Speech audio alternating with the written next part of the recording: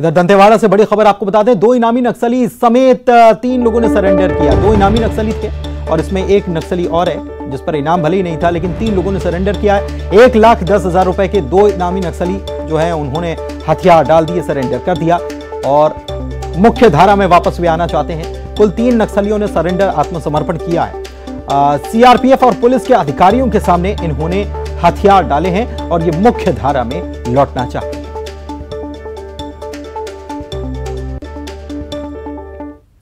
वहीं बलौदाबाजार जिले के लगभग 200 छात्रों का भविष्य अधर में लटका हुआ है और वजह है स्कूल में बच्चों को पढ़ाने के लिए गणित और विज्ञान के साथ ही अंग्रेजी के शिक्षक हैं ही नहीं। पूरा मामला बलौदाबाजार से करीब 4 किलोमीटर दूर स्थित सकरी गांव का। यहां के मिडिल स्कूल में करीब 200 छात्र पढ़ते हैं, लेकिन इन्हें अंग्रेजी, गणित और विज्ञान पढ़ाने के लिए कोई शिक्षक नहीं है। बताइए, इतने अहम सब्जेक्ट्स हैं, इतने अहम विषय हैं, लेकिन शिक्षक ही नहीं हैं। ग्रामीण उच्च स्तर के अधिकारियों को आवेदन देते देते थक चुके हैं, लेकिन अब तक कोई व्यवस्था नहीं हो पाई। अभी जब शाला प्रवेश उत्सव शुरू किया गया था तो यह सरकार की तरफ से नारा था कि कोई बच्चा छूट ना पाए, सभी को शिक्षा का अधिकार होना चाहिए। लेकिन व्यवस्था देखिए कि ग्रामीण चाहते हैं बच्चों को पढ़ाना, लेकिन वहां शिक्षक है ही नहीं। शिक्षकों की नियुक्ति के लिए अधिकारियों से गुहार लगानी पड़ रही है और फिर भी कोई न सुन रहा हो तो इसे क्या कहा जाएगा। इससे पहले शिक्षक नहीं होने से नाराज ग्रामीणों ने स्कूल में ताला भी लगा दिया था, लेकिन फिर भी हालात जस के तैसे। शिक्षक व्यवस्था के ऊपर शासन के द्वारा प्रतिबंध लगा हुआ है। कहीं कहीं पर जो है शिक्षकों की कमी है, जिसको अटैच करके जो चलाया जा रहा था। अब जैसे ही जो है अटैच के लिए हमको आदेश मिलेगा, तुरंत जो है वहाँ पे शिक्षकों की व्यवस्था कर दी जाएगी। स्कूल की समस्या ये है कि पहले तो स्कूल का ना तो बैठक व्यवस्था है, ना स्कूल में बिल्डिंग है लेकिन जर्जर घोषित की गई है अधिकारियों के द्वारा। दूसरी बात, यहाँ पे स्टाफ भी नहीं है। स्कूल में टीचर की समस्या है, यहाँ विषयवार शिक्षक नहीं है ना। गणित, अंग्रेजी, विज्ञान, संस्कृत, ये 4 विषय का शिक्षक यहाँ नहीं है। सिर्फ यहाँ 4 मैडम हैं, वो लोग तीनों क्लास को पढ़ा रहे हैं अभी। तो इसमें परेशानी वही है कि बच्चे क्लास में ज़्यादा है तो एक सेक्शन में बिठा नहीं पा रहे हैं, डबल सेक्शन में बिठाना पड़ रहे हैं। बिलासपुर जिला पंचायत के सामान्य सभा में फिर से हंगामा हुआ है। सदस्यों और सभापति ने अधिकारियों के खिलाफ नाराजगी जताई। बिलासपुर के जिला पंचायत सभागार में आज जिला पंचायत की सामान्य सभा बुलाई गई, जहां पर जिला पंचायत के सभापति और सदस्यों ने अधिकारियों पर भड़ास निकाली। सभापति और सदस्यों के सवाल पर अधिकारियों की चुप्पी और उनकी लापरवाही पर काफी हंगामा हुआ। कई सदस्यों ने क्षेत्र में फैली अव्यवस्था और भ्रष्टाचार को लेकर अधिकारियों को खरी खोटी भी सुनाई। जिला पंचायत सामान्य सभा की बैठक में हर बार अपने क्षेत्र के विभिन्न विभागों की समस्याओं को लेकर हम लोग सदन में अपनी बात रखते हैं, लेकिन ये दुर्भाग्य की बात है कि हमें जिन प्रशासनिक अधिकारियों और कर्मचारियों से जो उम्मीदें होती हैं उसके अनुरूप समस्याओं का निराकरण नहीं हो पाता है। और लगभग यह 2.5 वर्ष से लगातार ऐसा होता आ रहा है और हर बार हम लोग अपने जिला पंचायत सीईओ से निवेदन करते हैं कि ऐसी घटनाओं की पुनरावृत्ति ना हो, लेकिन इस पर अभी तक अंकुश नहीं लग पाया।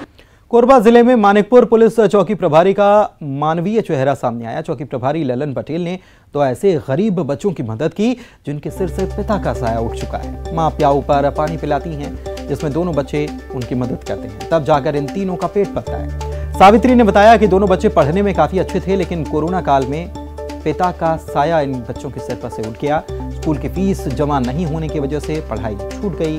बेबस परिवार पर थाना प्रभारी की नजर पड़ी। उन्होंने बच्चों से सारी जानकारी ली। बच्चों ने बताया कि वे अच्छे स्कूल में पढ़ना चाहते हैं, लेकिन आर्थिक तंगी जो है वो इसकी इजाजत नहीं दे रहा। इसके बाद मानिकपुर चौकी प्रभारी ललन पटेल ने फीस जमा करवाकर नए स्कूल में दोनों बच्चों का दाखिला करवाया। साथ ही पुराने स्कूल की फीस भी उन्होंने जमा की।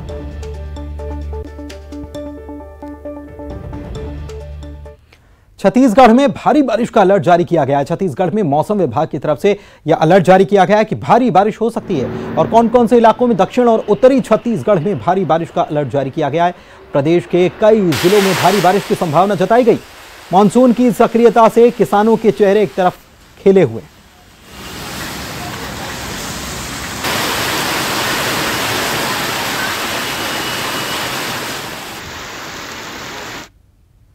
इधर बारिश होते ही छत्तीसगढ़ में आफत भी शुरू हो गई।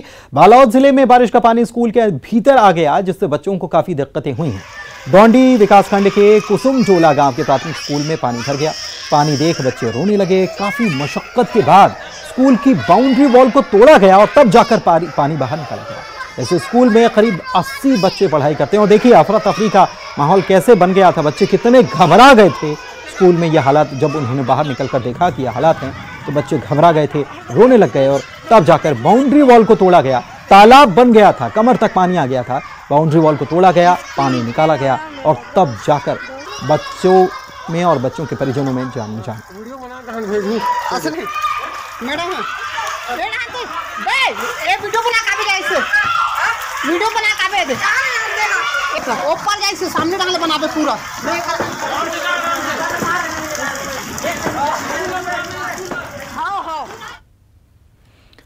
बढ़ते आगे। प्रकृति की पूजा करने वाले बस्तर वासियों को प्रकृति भी खास उपहार देती है और इनमें से एक है एक खास सब्जी जो देश में सबसे महंगी है, जो साल में 15 दिन ही मिलती है और कीमत इतनी कि गरीब तो छोड़ दीजिए, मध्यम वर्गीय परिवार भी इसे खरीदने से पहले 100 बार सोचता है। देखिए।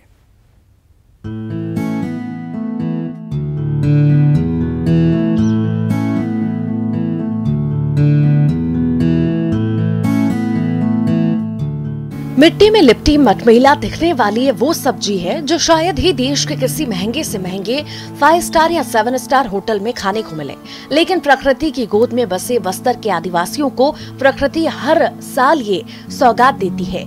छोटी छोटी टोकरियों में रखकर बेची जाने वाली ये सब्जी बोड़ा है, जो जंगल के बीच साल के पेड़ के नीचे उगती है। मतलब 500 रुपये सोले में, तो एक सोले में एक पाव मुश्किल से आता है। एक पाव मान के चलो, एक पाव आता है तो कितना हो गया, 2000 रुपये किलो हो गया बोड़ा का। अभी सीजन चालू नहीं हुआ है, सीजन मतलब हल्का हल्का सीजन चालू हुआ है, शुरू में मतलब 2000 रुपये किलो चल रहा है बोड़ा का। इस सब्जी का नाम है बोड़ा। बोड़ा के साथ जंगल में इस तरह की कई और चीजें मिलती हैं, जिससे गलती से बोड़ा के साथ खाने पर फायदे की जगह नुकसान भी हो सकता है। असली बोड़े की पहचान जंगल में निवास करने वाले आदिवासी बखूबी कर लेते हैं।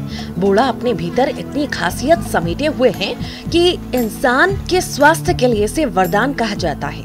प्रोटीन, विटामिन और आयरन से भरपूर बोड़ा की लिटरेटिवली बहुत अच्छी होती है और ये लीवर के लिए वरदान है।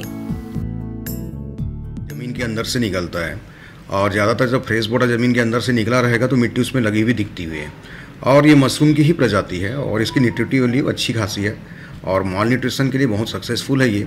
और बस्तर में बहुत पहले से इसका यूज़ भोज्य पदार्थ के रूप में किया जा रहा है। बोड़ा के लिए सबसे बड़ी सावधानी ये रखनी है कि अपन को ये पता होना चाहिए कि वही बोड़ा है, क्या उसके साथ मिक्स कोई और मशरूम की प्रजाति है। अगर किसी और मशरूम की प्रजाति के मिक्स के साथ बोड़ा को खाया जाए तो फूड पॉइजनिंग के चांसेस हो जाते हैं।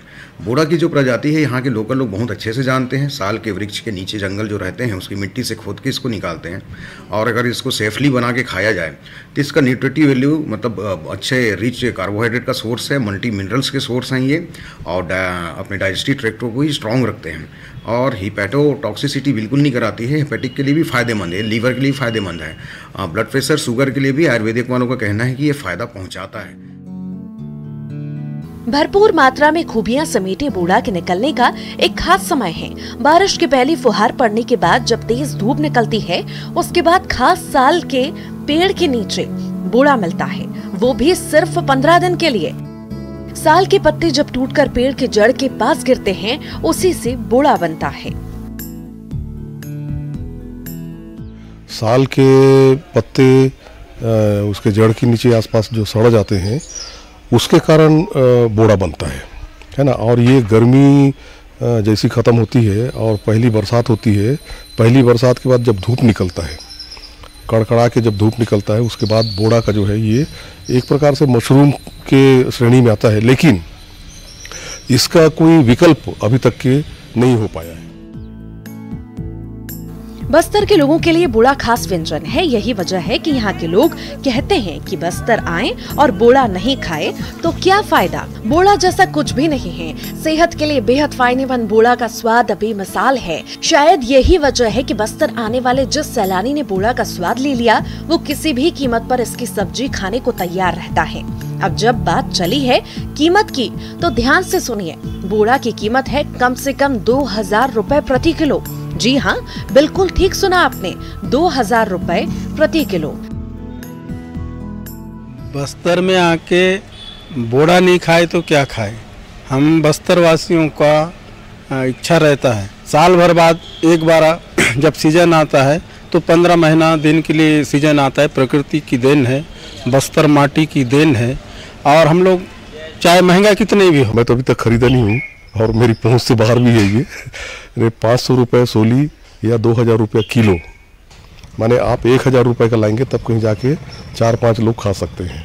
इस टाइप से मतलब इसका जो स्वाद है अनूठा स्वाद है, इसमें कोई शक नहीं है। जो बाहर से टूरिस्ट आते हैं वो बोड़ा की बहुत मांग करते हैं और यहाँ बोड़ा की दिक्कतें रहती है। और आज की डेट में ये गांव की पसंद थी, आज वीआईपी लोगों की पसंद हो गई है बोड़ा।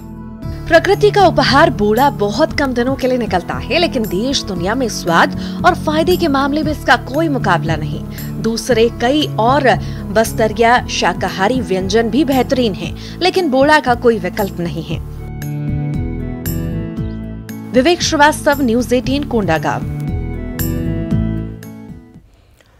बलरामपुर जिले में झारखंड सीमा पर बसे नक्सल प्रभावित आधा दर्जन गांवों में एक मुश्त राशन पहुंचाने के कवायद शुरू हो चुकी है। गौरतलब है कि खाद्य मंत्री ने इन पहुंच विहीन गांवों में बारिश से पहले 4 महीने का राशन पहुंचाने के निर्देश दिए थे। इसके बाद जिला प्रशासन की टीम इस काम में जुट गई है। बरसात के दिनों में इन सभी गांवों का चारों तरफ से संपर्क टूट जाता है और ऐसे में यहाँ के लोगों को राशनिंग की काफी दिक्कत पेश आती है।